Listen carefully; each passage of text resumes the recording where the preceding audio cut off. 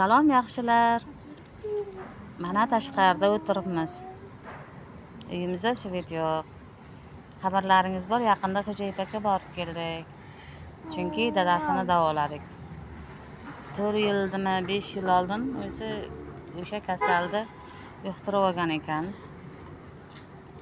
Bu yil og'ir o'tdi, o'shani evaziga davolandi. Ana pardoz ham qilganim yo'q men. Sarvar qoch. Tanasida butirkanami shunday bir kana bor ekan.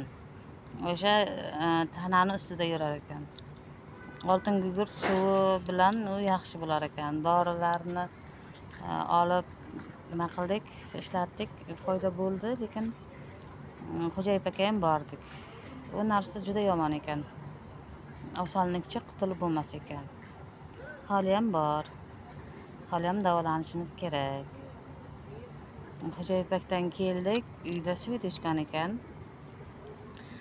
Musurga chiqindiga to'lov qilish kerak ekan, chiqindiga ulab qo'ygan ekan svet. Shu endi insofdanmi, aytingizlar. Chiqindi bo'lak, svet bo'lak, masalan, mana svetimiz yo'q. Svetga pul to'lay desak, chiqindiga bir narsa deb ruschalab yozadi. Masalan, biz-ku mana chidaymiz, yosh oilamiz, yoshlar chidaydi, lekin meni mustaqil fikrim, siyosatga aralashish niyatim yo'q. Mustaqil fikrim. Masalan, yosh katta, kasallar mana bizdek vaziyatga tushsa nima bo'ladi? To'g'rimi? Biz mana chidaymiz, svetsizlikka ham, boshqasiga ham.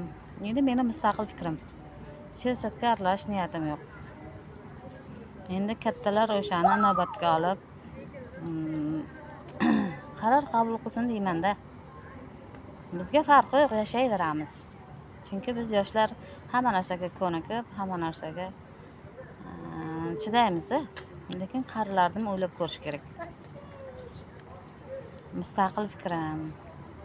Yana bir bor aytaman, siyosatga aralashish niyatim yo'q.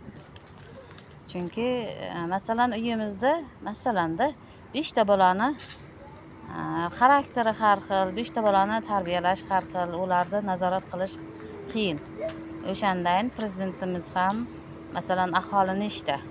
O'sha har bir aholini nazorat qilish qiyin. To'g'ri tushunish kerak prezidentning siyosatiga ham. Uni aqli yetgan biladi. Aqli yetmagan endi Xudo biladi. Mana yana davolanishimiz kerak, atak pul yo'q. Pul tugadi. Uyda remont qildim. O'shani evaziga